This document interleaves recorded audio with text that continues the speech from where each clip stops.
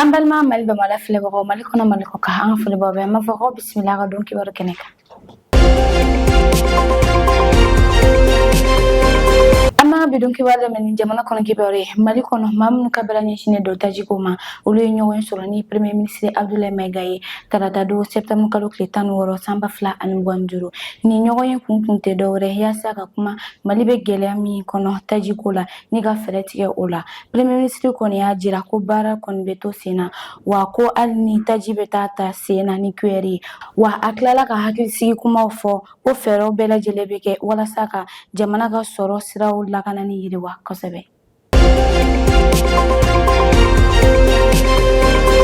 AES jamanaw kiiritigɛlaw ka minisiri saba ye lajɛ kɛ kunu tarata septembre kalo tile 16 san 2025 ɲaamɛ walasa ka kuma cogoya kan minnu bɛ se ka kɛ sababu ye k'u sebɔ diɲɛ kiiritigɛsoba la n'a bɛ fɔ o ma ko Cour pénale internationale CPI n'u b'a fɛ ka Saheli kiiritigɛso dɔ bila o nɔ na ni o ye Cour pénale sahélienne ye. Foni sɛbɛ caman ye u ka bɔli in lase kɛ diɲɛ seleke naani fanga in na minnu ka baara ye kiiritigɛ ye.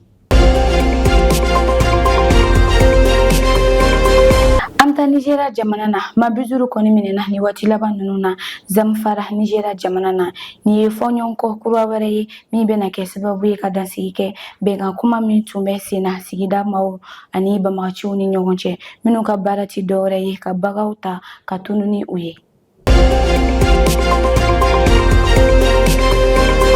An ta États-Unis ka bidon kibaru kuncɛ Amérique ni Chinois jamanaw ka jago kuma ɲuman tɛmɛna tɛnɛdon septembre kalo tile 15 san 2025 Amérique jamanakuntigi Donald Trump ka fɔ la baro kura kɔfɛ min kɛra Madrid Espagne jamana na nka sani gɛlɛyaw ka nɔgɔya tarifu yɛlɛli Amérique ni Chinois jamanaw cɛ o bɛna ni kɔlɔlɔ caman ye mara wɛrɛw la ni Afrique fana sen bɛ o la.